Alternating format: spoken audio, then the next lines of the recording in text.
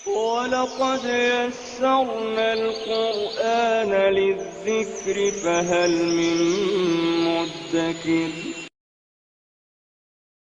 نحمده ونصلي على رسوله الكريم أما بعد فأعوذ بالله من الشيطان الرجيم بسم الله الرحمن الرحيم رب اشرح لي صدري ويسر لي أمري واحلل عقدة من لساني يفقهوا قولي. آیت نمبر 23. کیا لم نہیں تر تو نے دیکھا. ترا را حمزہ یا مادہ ہے. الا طرف الذین ان کی جو. الی الذین اوتو وہ دیے گئے. نصیباً ایک حصہ. من سے الکتابی کتاب. من الکتابی کتاب میں سے. یدعون وہ بلائے جاتے ہیں. الا طرف کتابی کتاب. اللہ اللہ کی. کتاب اللہ لی تاکہ. یحکما وہ فیصلہ کرے. ہا کاف میم مادہ ہے. لی یحکما بین درمیان. ہم ان کے. بین ہم درمیان ان کے. ثم پھر. یتولا منہ پھیر جاتا ہے. فریقن ایک فریق. فا را قاف مادہ ہے. فرق اس سے بنتا ہے فرقہ. فرقہ کیا؟ الگ الگ فرقے ہونا، یعنی کہ فرق ہو جانا ان کے اندر، جدا جدا ہو جانا. فریق ایک حصہ. من ہم ان میں سے. من پلس ہم. و اور ہم وہ ہیں ہی. معرضون منہ پھیرنے والے. مادہ ہے عین را ضاد. شروع میں دیکھیے میم آ رہا ہے اور یہ میم مادے کا حصہ نہیں ہے، تو یہ میم کیا ہے؟ یہ اسم کی علامت ہے. اور واو نون یہ جمع ہے، مذکر ہے.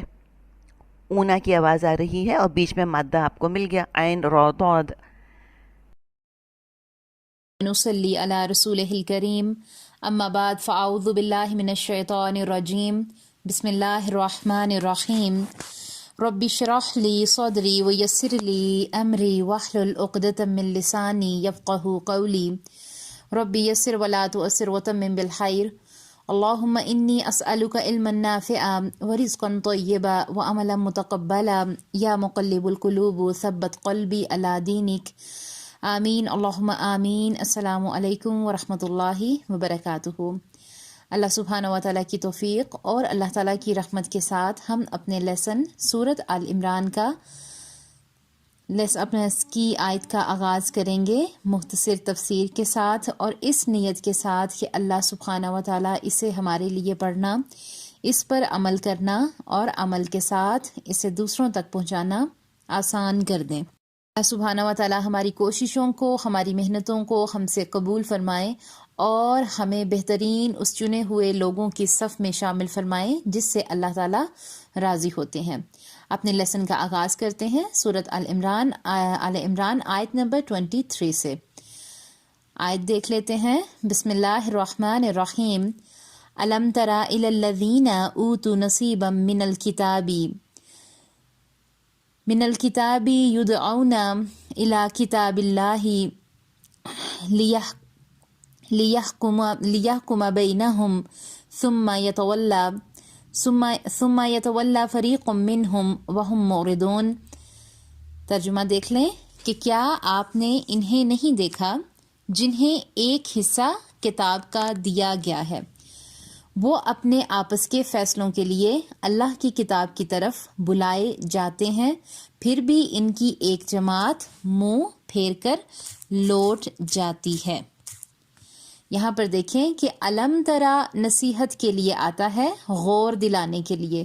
اوتو یہ لفظ اہل کتاب کو ڈانٹنے کے لیے آتا ہے. اس لفظ میں ان کی مذمت کی گئی ہے. نصیباً سے مراد اللہ کی طرف سے کتاب ہے. نصب کے معنی نشان کے طور پر گاڑ دینا. نصیب بھی یہی ہے کہ ہمارے نصیب گڑے ہوئے ہیں، اللہ چاہے تو دعاؤں سے بدل دے، یعنی ان کو کتاب کا ایک حصہ دیا گیا. یہ کیوں کہا گیا؟ کیونکہ تورات کتاب ہدایت کا ایک حصہ تھا. اپنے وقت کے تقاضوں کے لیے تھی۔ قرآن العظیم سب کے لیے ہے اور تمام زمانوں کے لیے ہے، یعنی تورات صرف ایک خاص زمانے کے لیے تھی۔ ان اہل کتاب سے مراد مدینے کے وہ یہودی ہیں جن کی اکثریت قبول اسلام سے محروم رہی، اور وہ اسلام مسلمانوں اور نبی صلی اللہ علیہ وسلم کے خلاف مکروہ سازشوں میں مصروف رہے۔ ان کے 2 قبیلوں کو جلا وطن اور ایک قبیلے کو قتل کر دیا گیا۔ اس پر انشاءاللہ ہم سورہ توبہ میں بھی پڑھیں گے۔ خاص طور پر اس میں علماء یہود مراد ہیں، جیسا کہ ابھی بتایا۔ نبی صلی اللہ علیہ وسلم جب مدینہ میں آئے تو ایک حکمران کی حیثیت سے آئے تھے۔ یہود پہلے سے مدینہ میں اقلیت کی حیثیت سے رہ رہے تھے، اور مدینہ کے مقامی لوگ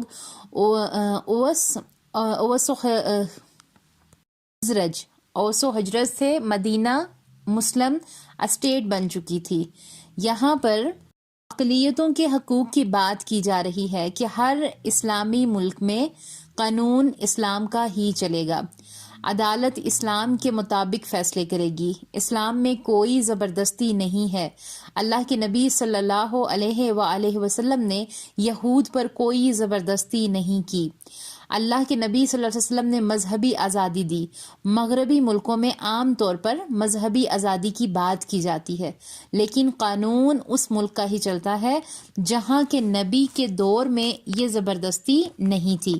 مدینہ میں 2 عدالتیں بنائی گئیں، ایک مسلمان کی جس میں اللہ کے نبی صلی اللہ علیہ وسلم فیصلے کرتے، اگر وہ مدینہ میں نہ ہوتے تو حضرت عمر رضی اللہ تعالیٰ عنہ فیصلے کرتے۔ یہود کی دوسری عدالت تھی، وہ اپنے فیصلے وہیں کرواتے۔ کبھی کبھی یہود مسلمانوں کی عدالت میں آتے تاکہ انصاف سے فیصلہ ہو سکے۔ کبھی کبھی ایک فریق مسلمان ہوتا اور ایک فریق یہود، تو پھر وہ مسلمانوں کی عدالت میں جاتے۔ یہود میں ایک شادی شدہ مرد اور عورت نے زنا کیا، ان کی کتاب میں بھی رجم کی سزا ہے۔ انہوں نے سوچا کہ ہم اپنا فیصلہ مسلمانوں کی عدالت سے کروا لیتے ہیں۔ یہاں پر غور کریں کہ آج بھی ہم یہی کرتے ہیں، اپنی مرضی کے فیصلے کروانا چاہتے ہیں، ایسے لوگوں کے پاس جاتے ہیں جو ہماری مرضی کے فیصلے دیں، یا ایسی باتیں کرتے ہیں کہ ٹی وی پر تو یہ بتایا تھا، فلاں عالم نے تو اجازت دی تھی، یعنی کہ بہانے۔ جوڑے کو اللہ کے نبی صلی اللہ علیہ وسلم کی عدالت میں پیش کیا گیا۔ ایک تو وہ نبی کریم صلی اللہ علیہ وسلم کو ٹیسٹ بھی کر رہے تھے کہ دیکھیں یہ کیا فیصلہ کرتے ہیں۔ آپ صلی اللہ علیہ وآلہ وسلم نے پوچھا بتاؤ تمہاری کتاب میں اس جرم کی کیا سزا ہے؟ یہود کے علماء کو کچھ پیسے دے کر اپنی مرضی کا فیصلہ کروانا آسان تھا۔ انہوں نے کہا کہ ہماری کتاب میں تو رجم کی سزا نہیں ہے۔ آپ صلی اللہ علیہ وآلہ وسلم نے فرمایا تورات لے کر آؤ۔ جب تورات لے کر آئے تو یہودی عالم نے اس آیت پر ہاتھ رکھ دیا۔ آپ صلی اللہ علیہ وسلم نے اسے ہاتھ ہٹانے کو کہا اور نیچے وہ آیت نظر آ گئی جس میں شادی شدہ شخص کے زنا کی سزا رجم لکھی ہوئی تھی۔ یہاں سے مراد یہ ہے کہ جب ان کو بلایا جاتا ہے کتاب فیصلہ کر دے تو وہ کیا کرتے ہیں؟ ثم یتولی فریق، اس سے انحراف کرتے ہیں، یعنی علماء یہود یہاں 2 لفظ استعمال ہوئے ہیں، یتولی پوری کی پوری پیٹھ پھیر لی، اور دوسرا وہم معرضون منہ پھیر لیا، بیٹھے بیٹھے چہرہ پھیر لیا۔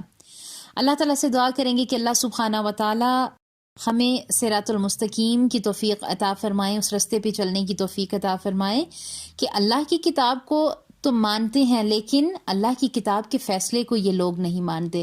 یہ جرت اور بے باکی کب آتی ہے کہ صریحاً انکار کر دیا جائے، یعنی اللہ کے حکم کا انکار کر رہے ہیں۔ اس کا جواب ہم اگلی آیت میں دیکھیں گے انشاءاللہ۔ تب تک کے لیے اللہ تعالیٰ سے دعا کرتے ہیں کہ اللہ سبحانہ و تعالیٰ اس آیت کی روشنی میں ہمیں عمل کرنے کی توفیق عطا فرمائے۔ اللہ سبحانہ و تعالیٰ ہمیں قرآن میں جو بھی حکم آئے اللہ سبحانہ و تعالیٰ اس پہ ہمیں عمل کرنے کی توفیق عطا فرمائے۔ ہمیں شیطانی چالوں سے اپنی پناہ میں رکھے، ہمیں شیطانی وسوسوں سے اپنے پناہ میں رکھے، اور اپنی خاص رحمت اللہ سبحانہ و تعالیٰ امت مسلمہ پہ نازل فرمائے۔ آمین اللہم آمین۔ سبحان ربک رب العزت عما یصفون وسلام علی المرسلین والحمد للہ رب العالمین۔ السلام علیکم ورحمۃ اللہ وبرکاتہ۔